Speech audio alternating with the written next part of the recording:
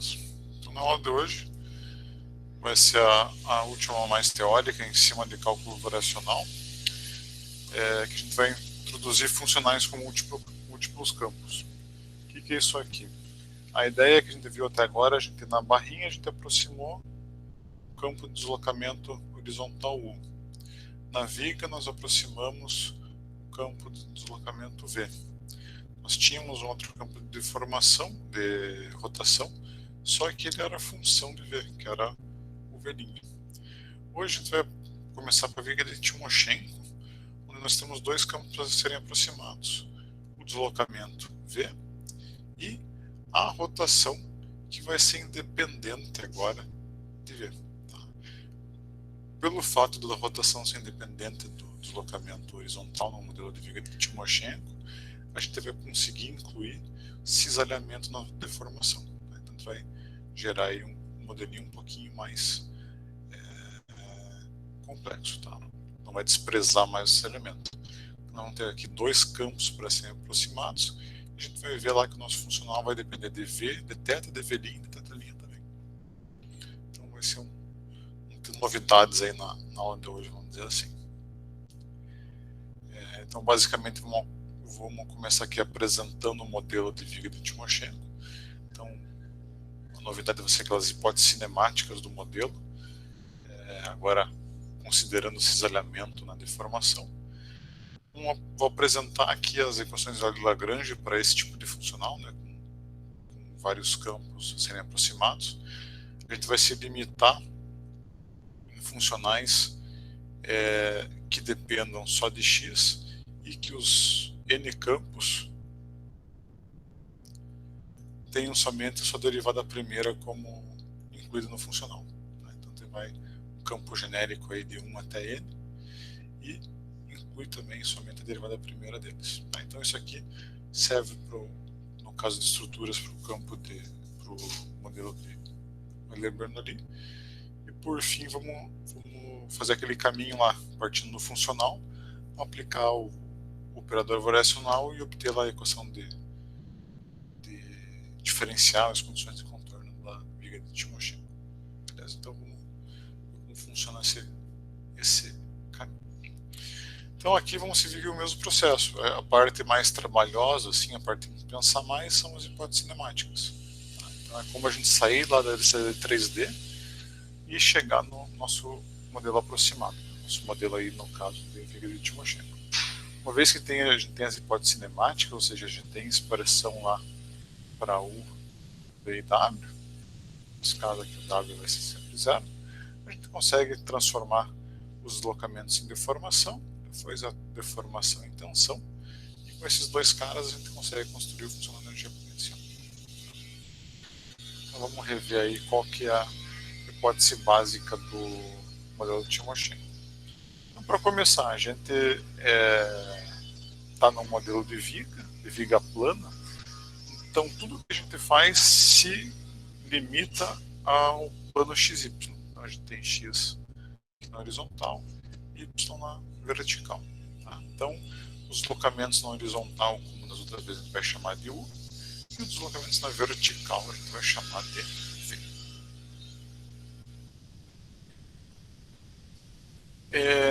Então, o que acontece numa viga de Timoshenko? Se nós pegarmos aqui uma viga antes de aplicar o carregamento e desenharmos uma linha reta aqui, nessa viga, o que vai acontecer? Segundo a teoria de Timoshenko, as seções inicialmente planas, ou seja, essa linha que era reta aqui, depois da deformação, ela vai permanecer reta. Só que agora ela não é mais perpendicular ao eixo longitudinal da viga depois da deformação. O que isso quer dizer? Que a rotação φ que está aparecendo na figura, ela vai ser diferente simplesmente da derivada primeira de V. Beleza? Então essa aqui é a hipótese da viga de Timoshenko que vai diferenciar ela da viga de Bernoulli. Seções inicialmente planas permanecem planas, porém não necessariamente perpendiculares ao eixo longitudinal da viga após a deformação. Tá? Então se fosse uma viga de Bernoulli, a gente está vendo a viga deformada, aplicou o carregamento, nesse ponto bem do eixo longitudinal aqui da viga, essa bolinha que aconteceu. Ele sofreu um deslocamento horizontal e, desculpa, um deslocamento vertical, deslocamento horizontal, tá? Ou aqui. Esse ponto, se essa viga fosse de Bernoulli, o que aconteceria com a seção plana? Ela permaneceria plana e perpendicular, ou seja, a gente estaria bem nesse caso do ângulo reto aqui. Tá? Só que, como a teoria de Timoshenko não exige não tem essa limitação, a estrutura se deforma mais um pouquinho. Essa deformação adicional aqui, esse ângulozinho que é a diferença entre o φ e o V', que seria esse ângulo para a seção permanecer, para o ângulo permanecer reto, é a deformação de desalinhamento. Tá? Então,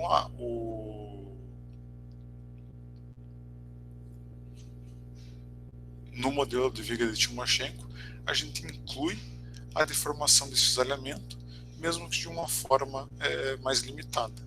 A gente permite que essa rotação seja independente da inclinação do φ para a média da seção, só que a gente arbitra que esse elemento é uniformemente distribuído ao longo da seção. Tá? Você já vai ver que isso causa uma limitaçãozinha a mais. Tá? Então a grande novidade aqui do modelo de viga de Timoshenko é conseguir incluir o cisalhamento, a deformação cisalhante de alguma forma dentro do nosso modelo. E as outras hipóteses se mantêm constantes com relação à viga de Bernoulli. Então, o deslocamento vertical de qualquer ponto da viga é representado pelo deslocamento vertical do eixo longitudinal, ou seja, eu tenho esse ponto aqui, eu vou representar o deslocamento horizontal dele por V. Tá? Então, o deslocamento horizontal desse ponto vai ser igual ao deslocamento horizontal de qualquer outro ponto dessa seção inicial dele. Então, todos esses caras vão ter o mesmo deslocamento V. Por quê? Porque a gente está representando o deslocamento vertical pelo eixo longitudinal da viga. A consequência disso é que a gente despreza a deformação no eixo Y. Tá? E o eixo longitudinal, ou seja, essa linha tracejada da nossa estrutura original, não sofre nenhuma mudança de comprimento. Tá? Então aqui a ideia é que não haja acoplamento entre flexão e esforço axial. Antes da gente equacionar a hipótese cinemática, só um comentário. Aqui a gente vai estar fazendo o modelo de Timoshenko, incluindo essa deformação de cisalhamento, a gente está arbitrando que ela é constante, que a tensão cisalhante é constante ao longo da seção transversal. Tá?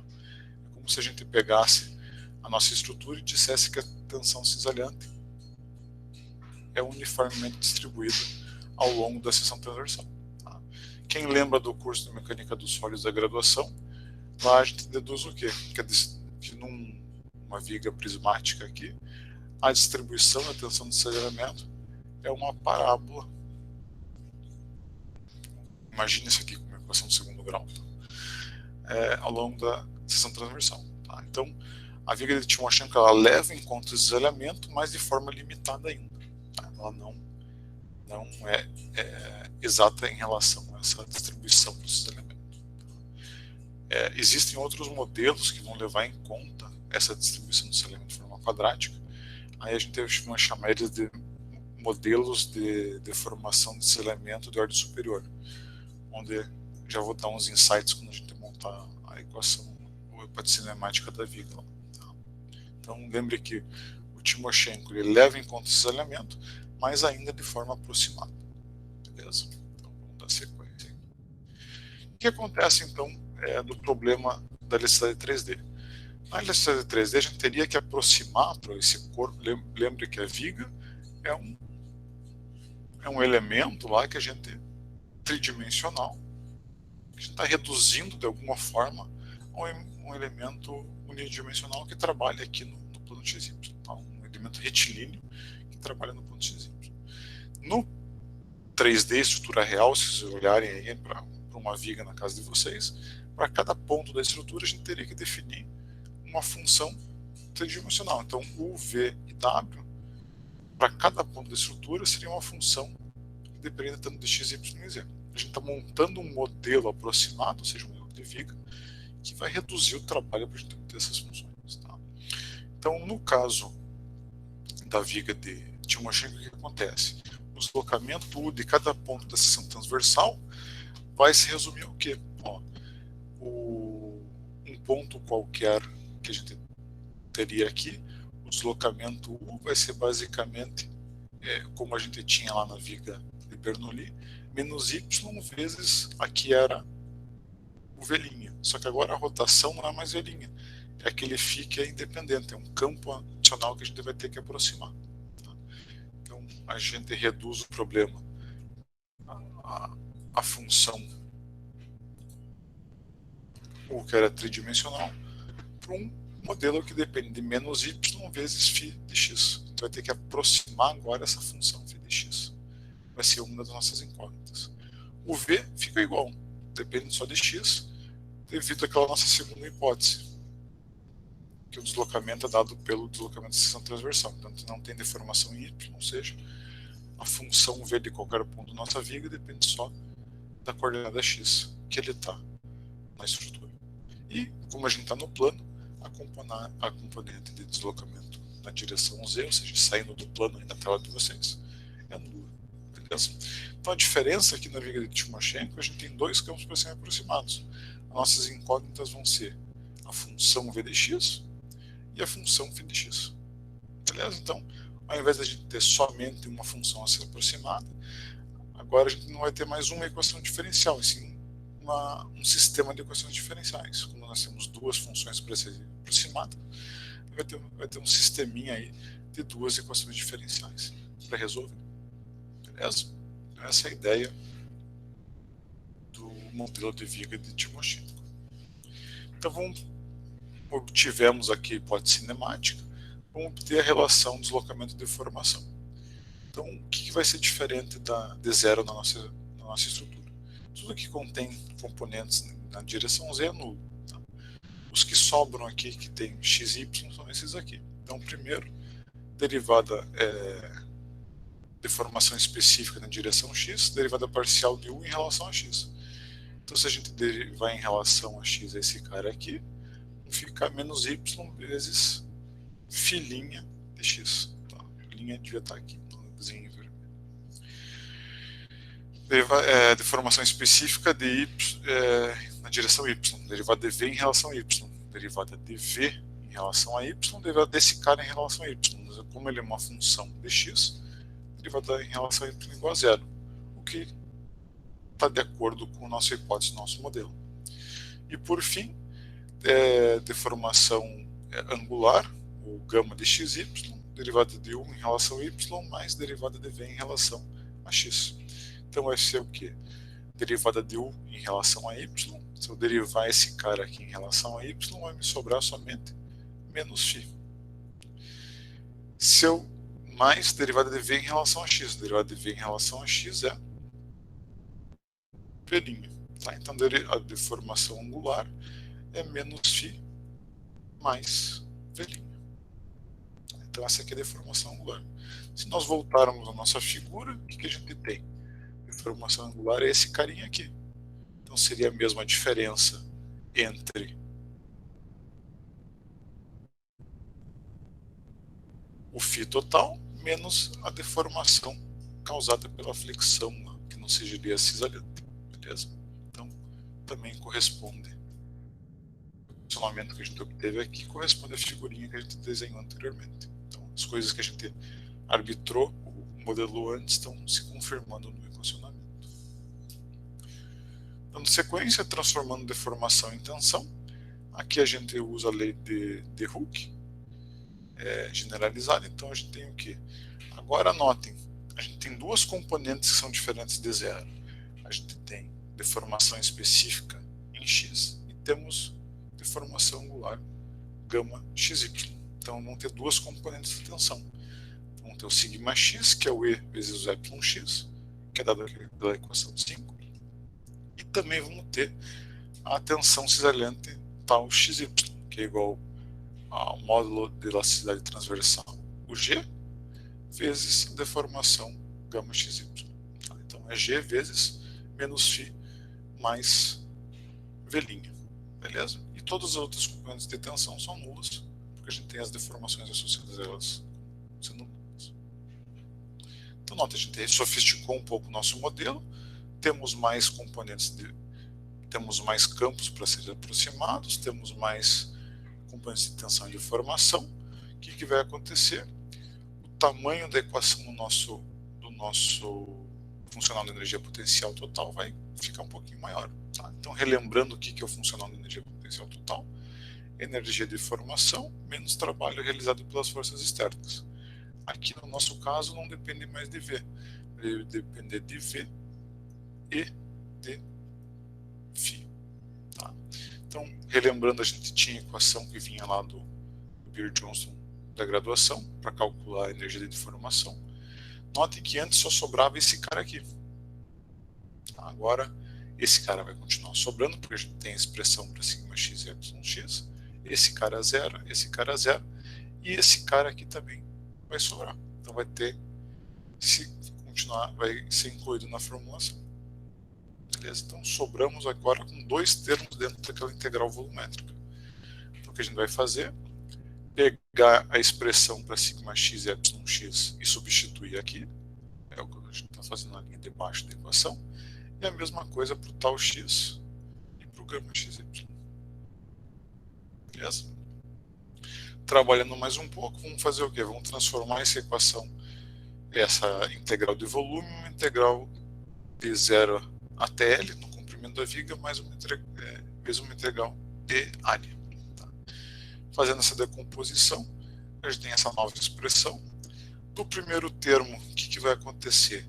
A gente vai ter esse cara aqui não depende de y, então ele vai sair da integral de área, vai sobrar a integral de área de y², que é o nosso momento de inércia. No segundo termo, a gente vai ter uma integral de área para o componente aqui dos elementos. Então, para levar em conta automaticamente o formato da nossa seção transversal, a gente vai substituir aqui por K vezes A. Então, cada seção transversal vai ter um casinho diferente. Por exemplo, o casinho para a seção transversal retangular, se não me engano, é 5/6 ou 6/5. Vou confirmar ali depois do exercício que eu passo para vocês. Então, a gente vai pegar tabelado, não precisa resolver integral para cada seção transversal. Tá? Já aproveita esse carinho aqui. Beleza? Então, notem que agora a nossa expressão para energia de formação depende de φ', de φ e de V'. Tá? Então, a gente tem mais de um campo aqui dentro da nossa integral para ser aproximado. E a parcela do trabalho realizado pelas forças externas permanece igual ao que a gente tinha na viga de Timoshenko, na viga de Bernoulli. Beleza? Então agora o nosso funcional aqui de energia potencial total vai depender de V, φ, V' e φ'. Beleza? Então pelo menos ele depende aqui de V e de φ. Então a gente tem um funcional que depende de mais de um campo. Beleza? Todos também dependem somente de x. Então essa é a novidade aí, vamos dizer, na aula de hoje, é resolver esse cara. Tá? Então aqui a gente tem mais de um campo para ser aproximado. Então o que a gente vai fazer? Ao invés de a gente trabalhar com um funcional genérico, que eu vou apresentar as equações validadas somente depois, vamos pegar o operador variacional, o operador de variação, e aplicar esse funcional. Tá?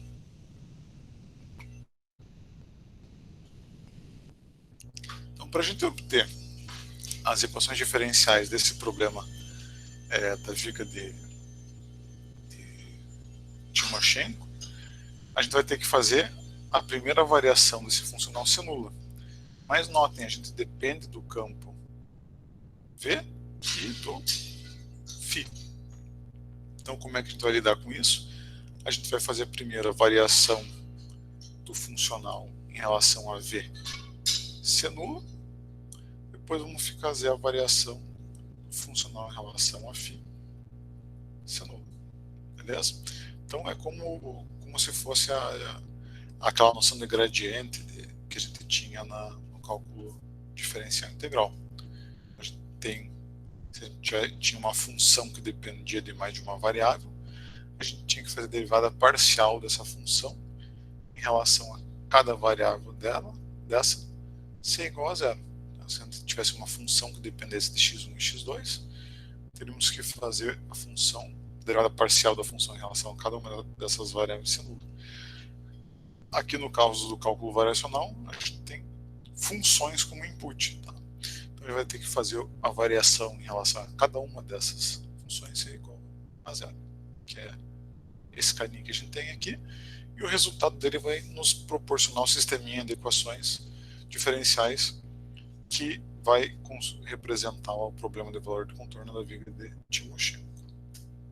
Então vamos começar. Primeiro, fazendo aí a primeira variação do funcional em relação a v. Tá? Então vai ser variação da integral igual a integral da variação.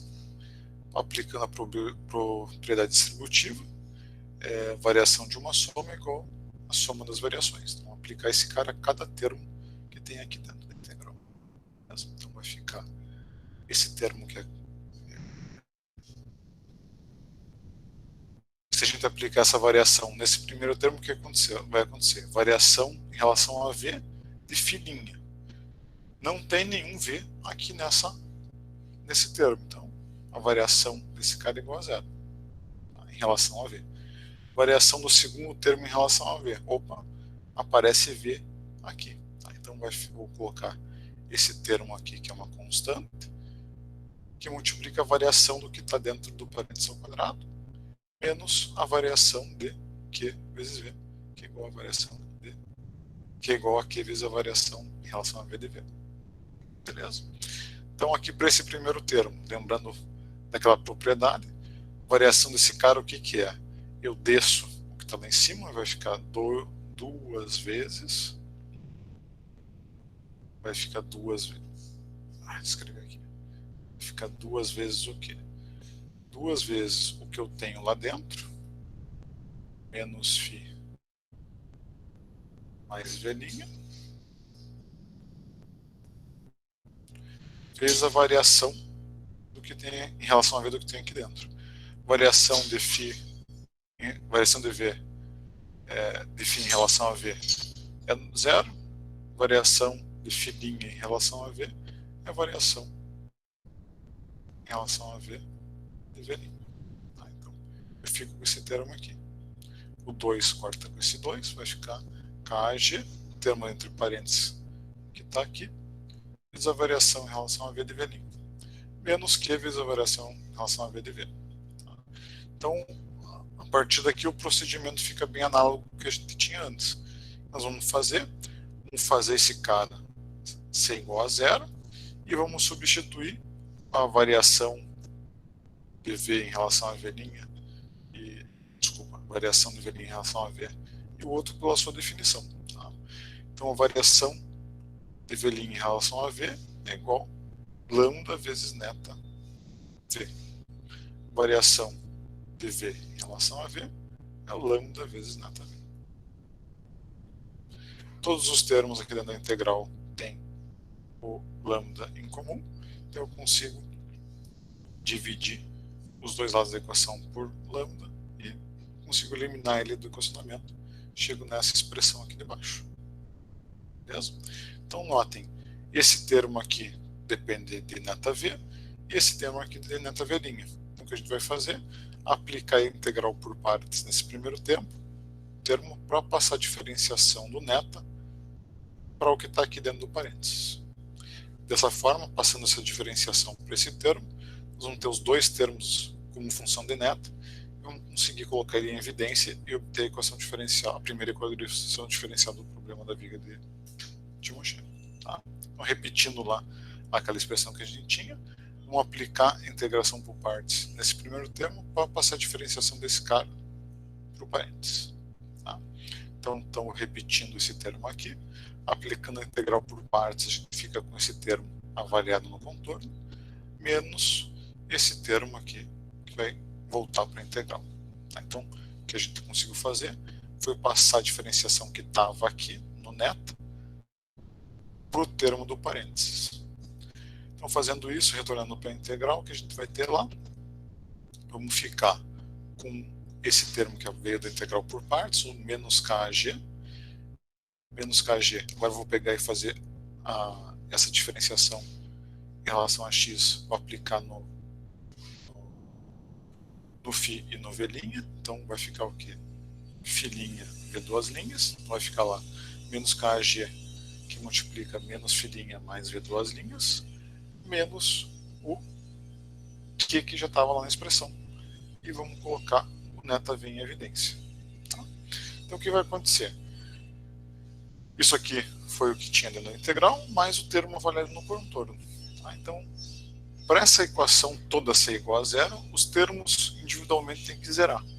Então a integral tem que zerar, e esse termo do contorno tem que zerar.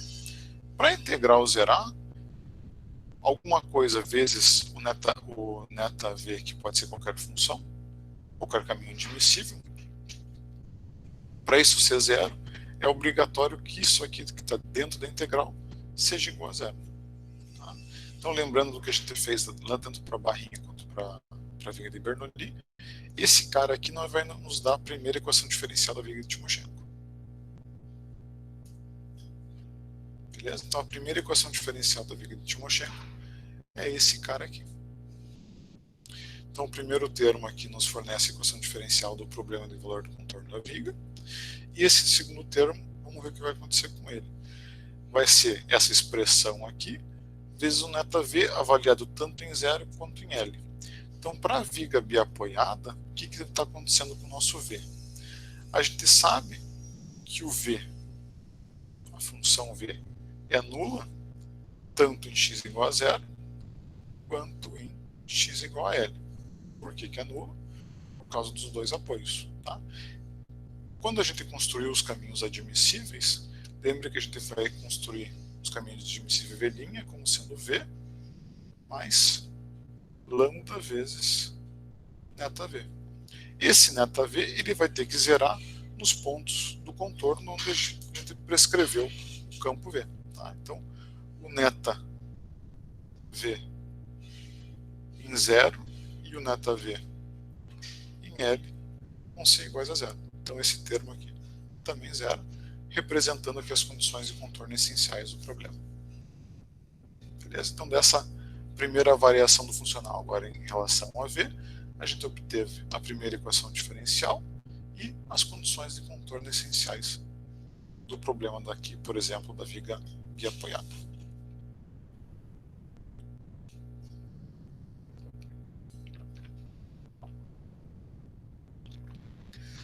Agora vamos fazer a primeira variação do funcional em relação a φ ser igual a zero. Então, mesma coisa, variação da integral igual a integral da variação, variação da soma igual a soma das variações. Quando eu aplicar essa variação no primeiro termo, agora não vai ser mais nulo. Tá? A variação no primeiro termo vai ser a variação de φ' ao quadrado. A variação de φ' ao quadrado vai ser o quê?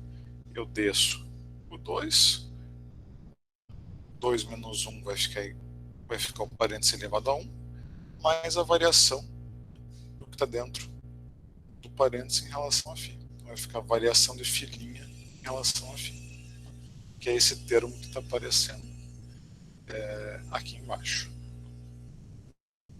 Aplicando a variação no segundo termo, o segundo termo não é um zero, então vai ficar a variação do que está dentro do parênteses, variação em relação a φ de Q e V, não aparece φ aqui, então esse termo vai zerar na variação. Tá? Então, beleza, aplicando aqui a propriedade, aplicando a variação agora nesse segundo termo, o que eu vou ter? Vai descer esse 2, vai ficar o termo entre parênteses, multiplicado pela variação em relação a φ do que tem aqui dentro. Notando variação de V' em relação a φ é zero, não depende de φ. Variação de φ em relação a φ vai sobrar aqui uma multiplicação variação de φ em relação a φ, com menos lá na frente, tá? Ou menos aqui. Então, aqui está montado o segundo termo da variação. Então, daqui para baixo, a gente fez o que fez no primeiro exemplo. Vou igualar esse cara e substituir variação de φ' em relação a φ como lambda vezes neta φ' e substituir variação de φ em relação a φ como lambda de neta φ. Então, fazendo isso, a gente obtém essa expressão aqui embaixo. Dividindo os dois termos da equação por lambda, a gente elimina ele do equacionamento e chega nessa expressão. Então, novamente, nessa expressão a gente tem um termo que depende de neta φ e outro de neta φ'. Mesma coisa, vamos aplicar a integração por partes nesse primeiro termo para passar a diferenciação do neta para o φ'. Então, vamos aplicar a integração por partes nesse cara para passar a diferenciação do neta para o φ, para conseguir colocar o neta em evidência e obter a equação diferencial. Então, aplicando a integral por partes nesse termo, vamos ter o termo que aparece no contorno, mais o termo da integral. Então, voltando esse termo da integral lá para cima, o que vai acontecer? Vamos voltar esse termo lá para cima e colocar o neta φ em evidência. Vai ficar menos EI φ duas linhas, menos KG, que multiplica menos φ mais V'. Tá? E o termo do contorno. Para esse cara, essa expressão toda zerar novamente, a integral tem que zerar e esse termo tem que zerar. Então, aqui o que vai acontecer? O termo da integral, para ele zerar, vai ser essa expressão vezes neta φ, tem que ser igual, a integral disso tem que ser igual a zero. A única forma de garantir que isso seja igual a zero é esse termo do parênteses ser nulo. Tá? Então, para esse termo dos parênteses ser nulo, aqui a gente obtém a segunda equação diferencial da viga de Timoshenko. Beleza? E o termo que aparece aqui vai exprimir nossa condição de contorno. Tá? Então, notem aqui a gente está avaliando o neta φ nas duas extremidades, ou seja, lembrando aqui, o neta diz respeito à rotação. Então, seriam nossas condições de contorno aqui naturais do problema, que são as condições de contorno associadas a momento. Então, os dois vão ser iguais a zero, porque com uma viga biapoiada a gente sabe que o momento nas duas extremidades é nulo. Então, fazendo a primeira variação do funcional ser nulo em relação, a primeira variação do funcional em relação a φ ser nula, a gente obtém a segunda equação diferencial do problema da viga de Timoshenko e obtém aqui as condições de contorno naturais. Tá? Então, notem que a gente tem dois campos para serem aproximados, o V e o φ. E a gente, para esse problema da viga, para a viga biapoiada, a gente vai ter duas condições de contorno essenciais, seria o V' o V em x igual a zero e x igual a zero, em L ser nulos, e as condições de contorno naturais vêm do φ, que são as condições de contorno de momento nas duas extremidades. Então, com esse resultado, a gente montou o sisteminha de equações diferenciais que define, que é o modelo, define o modelo matemático da nossa viga de Timoshenko, que são as duas expressões que nós obtivemos aí fazendo as duas variações sendo nulas. O domínio é o comprimento da viga. As condições de contorno essenciais para essa estrutura são as impostas na construção dos nossos netas, né? E as condições de contorno naturais são as condições de contorno de momento. Então, para a viga de Timoshenko, o momento é dado por essa equação e o esforço cortante é dado por essa expressão. É um pouquinho diferente lá das equações da viga de Bernoulli que vocês viram na graduação. Então, basicamente, para solucionar o problema, agora teria que resolver essas equações diferenciais para encontrar a função v e a função φ, que obedeçam aquelas funções, aquelas equações diferenciais no domínio e respeitam as condições do contorno. Beleza? Então essa é a nossa problemática. Então notem que aqui já começa a ficar mais complicadinho a gente resolver um sistema de equações diferenciais de forma exata. Então ao longo do trimestre a gente vai ver métodos para resolver esse problema de forma aproximada, pelo menos. Tá? E para complementar, aqui a gente tem as equações de Euler-Lagrange para funcionais genéricos, que tem essa cara aqui. Tá? Então essas funções G são campos quaisquer. Aqui, por exemplo, a gente tem M funções. Se a gente for fazer associação com nossa viga de Timoshenko, o campo G1 aqui poderia ser a função V, e o campo G2 seria nossa função φ. Nosso M aqui seria então igual a 2, porque a gente tem dois campos independentes. Então a escrita desse campo genérico, a gente escreve lá Fzão, que depende de x de todos esses campos e suas derivadas. As equações de Euler-Lagrange, dá para deduzir de forma relativamente simples, vão ser um sisteminha de equações diferenciais com essa cara. E as condições de contorno são essas aqui. Então fica bem parecido com o que a gente tinha para a barrinha, só que agora a gente vai ter M equações de Euler-Lagrange e condições de contorno para serem encontradas.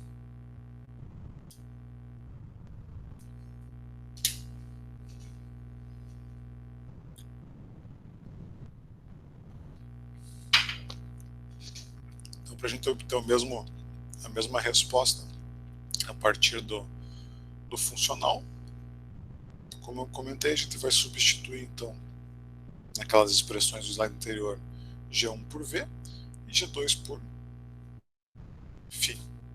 Então, se vocês pegarem esse cara e voltarem e calcularem essas quantidades aqui, a partir desse funcional, vocês vão recuperar as mesmas funções diferenciais que a gente viu. Normalmente, essas expressões aqui das equações da Lagrange tem disponíveis em livros de cálculo variacional. Só uma segunda forma de a gente ter a mesma resposta e vocês treinarem essa manipulação. Então, novamente, a gente consegue obter a equação diferencial e as condições de contorno de um problema de mecânica dos sólidos a partir do funcional de energia potencial total. As condições de contorno essenciais, a gente impõe elas na construção do nosso espaço S, ou seja, quando a gente define o formato das nossas funções neta. Então a gente sempre definiu que os netas no contorno sejam x1 e x2. Se vocês voltarem lá no slide de algumas aulas atrás, elas têm que ser nulas. Tá? Então a gente impõe as condições de contorno essenciais na construção do nosso espaço de aproximação. E as condições de contorno naturais, elas são incluídas na formulação no momento que a gente faz a integração por partes. Beleza? Então são duas coisas que a gente já tinha visto e se repetiram também nesse exemplo. E por fim, é legal pegar o mesmo problema, pegar por exemplo, uma viga encastada livre com carregamento pontual e momento concentrado aplicado na extremidade livre da viga e repetir isso que a gente fez na aula de hoje para criar uma certa familiaridade com a utilização desse operador variacional, tá? Porque ele vai ser bem útil na hora que a gente vê o tal do princípio dos trabalhos virtuais, que é a forma mais fácil e direta da gente formular soluções aproximadas e depois formular elementos finitos. Vocês tendo certa destreza em utilizar esse procedimento da aula de hoje, depois quando vocês forem construir lá modelos de elementos finitos para esse tipo de estrutura, vai ficar bem tranquilo. Então, como tarefa sugerida para a aula de hoje, utilizando as equações Euler-Lagrange que eu mostrei para vocês agora há pouco, fica aí a tarefa de reencontrar as equações diferenciais e as condições de contorno para esses dois casos de viga. E, utilizando o operador variacional, agora encontrar lá a equação diferencial, o sistema de equações diferenciais vai ser o mesmo, e encontrar as condições de contorno aqui para o caso da viga engaçada livre. Beleza? Então vai ser legal vocês treinarem nesse caso, para ficarem craques aí na manipulação das condições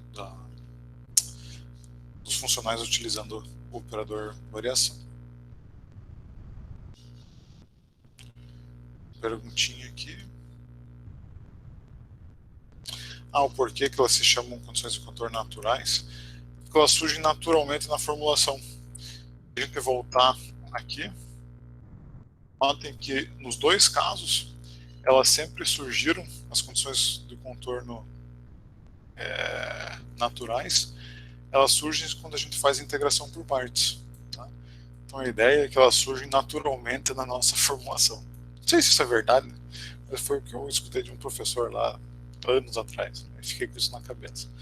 Mas elas surgem aqui quando a gente aplica as integrais por partes. Então a ideia é que, vamos dizer que elas surgem aí naturalmente na formulação.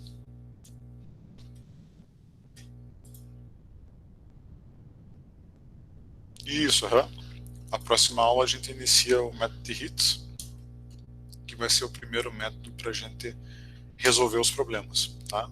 Então, ao invés de nós pegarmos e atacarmos o problema aqui, na equação diferencial, a gente vai direto para lidar com o funcional. A gente vai ver que a solução do problema, ao invés de ser aquela solução que normalmente é complexa da equação diferencial, do problema da equação diferencial, a gente vai transformar isso aí na solução do sisteminha de equações linear, do tipo Kc igual a F.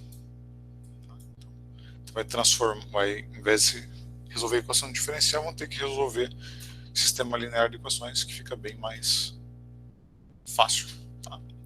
E como ele pode ser de forma aproximada, também a gente vai conseguir resolver problemas cuja solução analítica não é possível, ou é muito trabalhosa.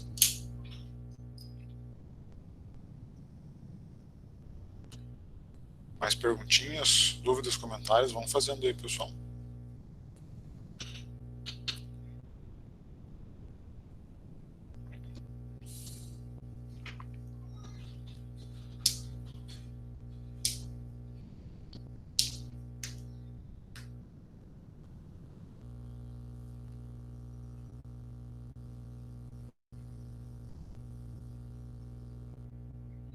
Então, a partir da aula que vem, a gente vai... As respostas aqui não tem porque é onde você tem que chegar, né? Então, assim, aqui, por exemplo, essa primeira, você tem que obter a equação diferencial e as condições de contorno. Então, seria se recuperar, a gente deduziu aqui. Como é um problema de dedução, assim, não tem muita diferença. Para viga engaçada livre, a diferença aqui que a gente vai ter na extremidade da esquerda, x igual a 0, as condições de contorno vão ser essenciais. Vai ser tanto o v quanto o φ em x igual a 0 vão ser nulos. E aqui na direita, a gente vai ter as condições de contorno naturais. A gente vai ter o momento vai ser igual a m0 e a força cortante igual a F0. Tá? Então, se voltar aqui uns slides, o que você vai ter que obter no final? Você vai ter que obter lá que EI avaliado em EI vezes filhinha dl vai ter que ser igual a M0. Ou KGA de filhinha mais, desculpa, de φ em L mais V' avaliado em L vai ter que ser igual ao V0. Então, essa é a única diferença do que a gente obteve aqui.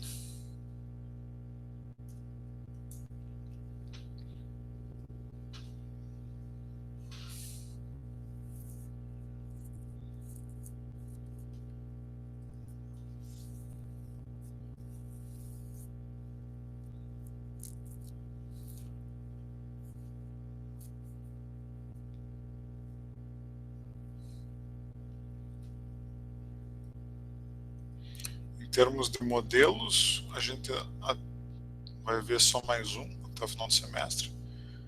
Semana que vem ou na outra, que vai ser o modelo de placa. Então, essa é a placa de Kirchhoff. A ideia é que chegando no final do semestre vocês estejam aptos aí a resolver tranquilamente todos os modelos que a gente viu. Então, desde a barrinha 1D, passando pela viga de Bernoulli, viga de Timoshenko e modelo de placa. Então, esses modelos clássicos aí de mecânica dos sólidos, vocês vão estar bem treinados para resolver eles de forma pelo menos aproximada.